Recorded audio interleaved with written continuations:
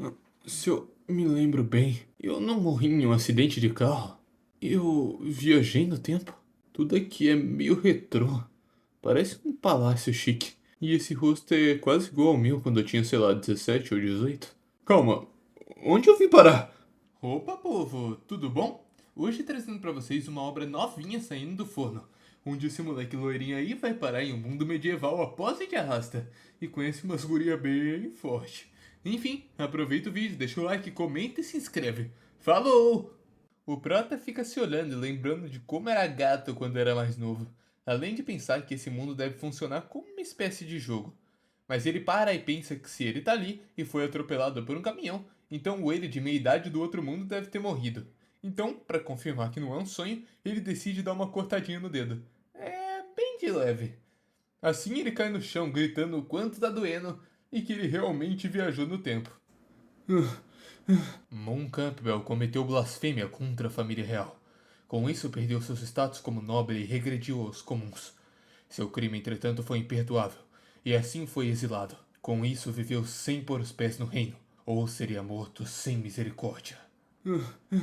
Sem chance. Eu achei que seria uma coincidência, mas. Ele realiza que realmente transmigrou por corpo desse cara doente da cabeça e começa a reclamar do dono original. Já o nome Moon chama sua atenção, pois era o nome de um dos personagens do mangá que ele acompanhava todos os dias em seu antigo mundo. A história em si gira em torno do protagonista, que upa de nível e mata monstros, se envolvendo com a realeza enquanto se torna o herói do mundo. O personagem Moon Campbell era um vilão de cabelos loiros que era burro e bulinava o protagonista, mandando assassinos que na verdade só davam XP pro prota. No fim, ele paga pelo que fez sendo exilado. A participação dele não tem nem 20 capítulos ao todo. É bem esquecível. Ou seja, o cara não era o herói bonzinho, mas sim o maluco que ficava no caminho do prota e era chutado. E esse era ele agora. O Protinha já ficou em choque, já que achou que seria algum tipo de protagonista e não um vilão figurante na sua segunda vida. Mas nessa hora. Entre. Essa é Ana, uma empregada da casa. O Prota já pergunta o que ela quer ali. E a maid diz que trouxe a roupa que ele deverá usar no banquete amanhã. Então ele agradece e fala para deixar ali mesmo. A Ana tá com uma olhadinha pro nosso menino e pergunta sobre o dedo machucado. Então ele diz que sim, acidentalmente se feriu e pediu por algo para parar o sangramento. O Prota pede por um band-aid, mas ela diz que nem sabe o que é isso, até porque, né, era medieval. Então se ajoelha e. Rapaz, taca a linguinha no ferimento mesmo. Nosso moleque fica em choque, parecendo um pimentão. Mas então ela diz que o sangramento parou e pede para que ele não se machuque tão facilmente, até porque o sangue dele é precioso. Então o Prata já fala que vai tentar, enquanto tá todo tremelique. Ela já se vira toda fortuna, falando que se ele não precisa de nada, ela vai voltar ao trabalho. Ao fechar a porta, o moleque já vibra de alegria, falando que isso foi bem bom. Rapaz, o cara começa a rolar na cama que nem um waifu de anime, enquanto diz que a empregada é muito fofinha. Enquanto a própria tá meio suspeita que ele tenha agradecido ela. O Pratinha tá pensando que o cara que foi exilado por fazer merda no jogo tem toda essa vida boa, então decide que irá mudar isso, agindo sem incomodar o protagonista da história e assim tentar mudar o seu destino. Pensando nisso, ele tem que saber quando é a cerimônia, em que o personagem dele faria tal coisa errada. Então ele se lembra que a Ana trouxe para ele uma roupa, dizendo que era para amanhã. Então já fica na bad, sendo tão próximo assim. Desde em posição fetal, pedindo pelo sistema, Deus, Buda, pai ou a mãe para salvar ele. Mas já que amanhã ele vai tentar resolver isso e pedir desculpas para o Prota, esperando que ela não o humilhe em público. Então o cara já se imagina sendo pisado e humilhado por ela. Rapaz, acho que ele tá gostando disso aí, hein? Assim ele decide que amanhã, quando encontrar, irá pedir perdão. Nessa hora, algo cai na cabeça dele. E o Prota já vira putaço. Mas era um livro mágico, e com isso ele já fica mais animadinho. Nosso menino chora de alegria, falando que Deus não desistiu dele ainda. Então, com esse livro, agora ele irá mudar o seu destino. Aparentemente, esse é o livro da própria história, então ele pensou em reescrever um final bom para si mesmo. Mas ao abrir, ele percebe que as páginas são todas vazias. Então, o Prota pensa que deve haver alguma forma de ativar a crônica. Mas o seu machucado. Hã? O que tá acontecendo? Meu sangue Isso é...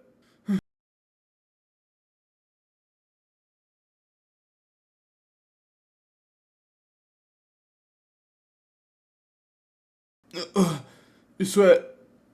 Ah, você finalmente acordou! Eu estive esperando você. Você...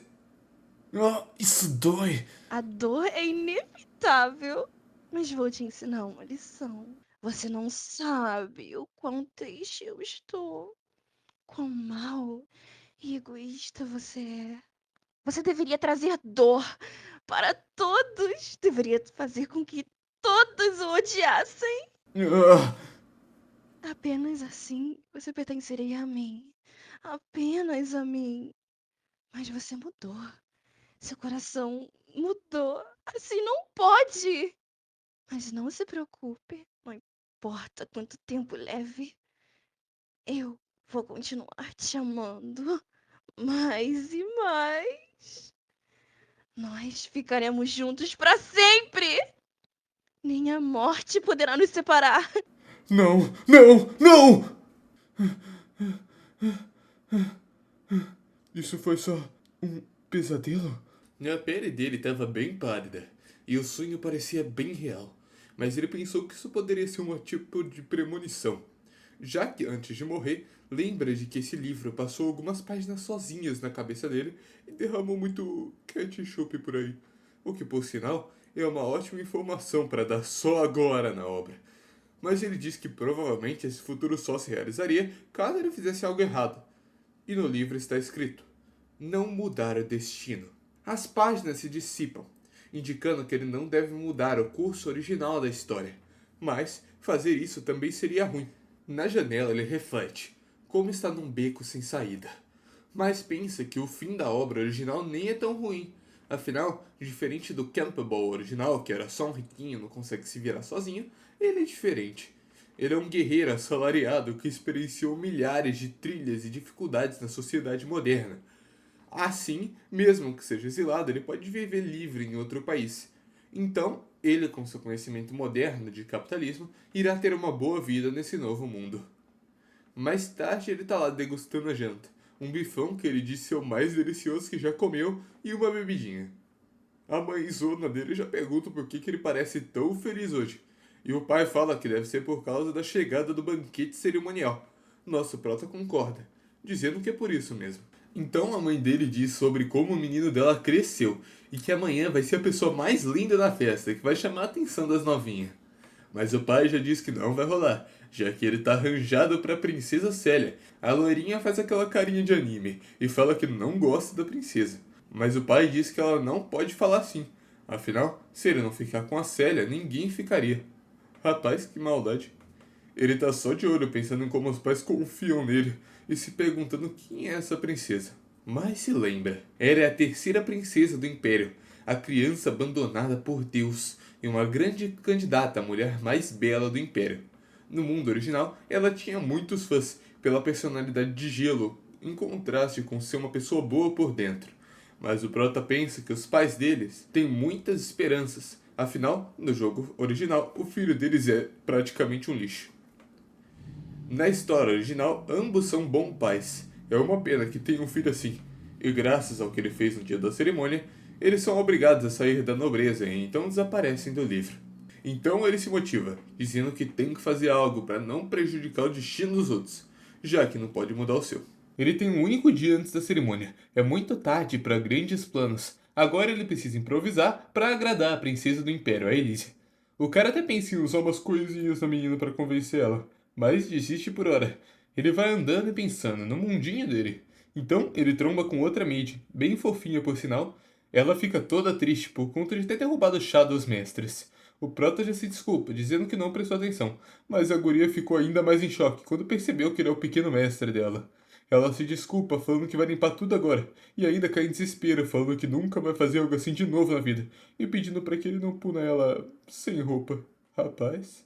Mas o nosso moleque pensa que é tipo só uma xícara de chá. O quão ruim era o original dono do corpo. É só um pequeno problema, não vou te punir. Você tá bem? Parece quente. Eu tava me perguntando por que você tava tão quente. Tá com febre.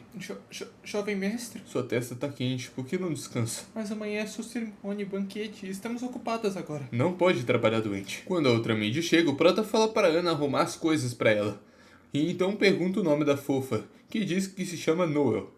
Então, o protagonista diz para que preparem tudo para Noel descansar. Mas a Ana diz que amanhã é cerimônia. Agora todas as empregadas tinham coisas para fazer. E se a Noel descansasse, as maids teriam mais trabalho. Assim, o prota diz que a mansão pode contratar algumas pessoas para trabalhar. E que assim daria um descanso para serventes que precisarem. Ele diz que não quer pessoas importantes como elas estressadas e maus no dia da sua cerimônia. A Ana diz que entende e irá fazer. Então ele sai andando. Rapaz, as perninhas. A lourinha diz que ele tá diferente hoje. Ela diz que o mestre parecia mais bondoso.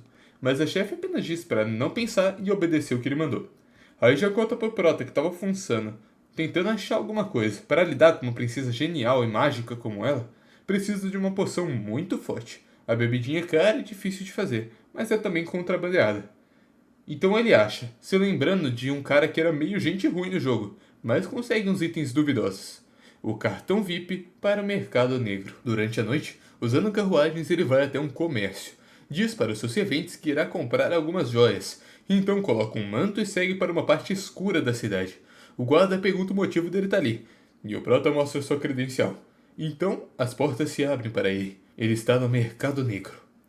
Ingredientes de poções, bestas mágicas sintéticas. Ele lembra que no jogo aqui tem alguns escravos semi-humanos também, mas isso é secundário. Primeiro, ele vai ao que interessa. Ele entra em uma lojinha, onde uma guria de máscara o recebe. Ela pergunta o que ele gostaria de comprar, e o prota diz que quer um veneno meio suspeito. Ela fala que entende que as pessoas ricas gostam dessas coisas, né? Diz também que tem uma galera boa de trabalhar ali, e se usar o cupom dela, ganha um desconto. Mas quando nosso menino ameaça sair, ela fala que vai pegar o que ele quer rapidinho. O menino começa a analisar a vendedora. O prota informa que como ela tá com a voz modificada, poderia ser um garoto. Mas analisando o corpão dela, deduz que é uma garota. Rapaz, que menino safado. Então pensa que apesar de fofa, ela provavelmente é bem forte. E deve ter contato com umas outras gangues. Então para ele seria bom manter contato com essa aí, para que ela ajude ele no futuro. Nesse momento, a porta se abre novamente. Uma guria no mesmo estilo dele entra, toda encapuçada. Ela pede por uma droga forte que não deixe rastros mágicos. A vendedora, meio nervosa, diz que tem e pede que espere um pouquinho. Afinal, geralmente ninguém pede por esse tipo de poção. Nosso menino intrometido já analisa a guria, pensando que é estranho uma pessoa que emana morte assim desse jeito. Ainda mais sendo uma mina. E pensa que o cara que for envenenado por ela tá provavelmente muito ferrado. Então a vendedora traz as coisas, que são bem chamativas. Entretanto, ela diz que em qualquer bebida isso se torna praticamente imperceptível. E além disso, apenas uma gota é o suficiente para derrubar um elefante. Então anuncia o preço, que é carinho, e diz que não aceita devolução. Mas a guria na frente do prota diz que não tem dinheiro e pagará com uma informação. A vendedora fala que não vai dar. Nenhuma informação vale 130 mil, mas a moça insiste, dizendo que vale bem mais. Então, ela abre uma carta, dizendo que vai checar a informação primeiro. Ela lê e se questiona se essa informação é verdade. Assim, aceita que a informação tem esse valor e entrega a poção. O moleque só fica de olho e passa o cartão.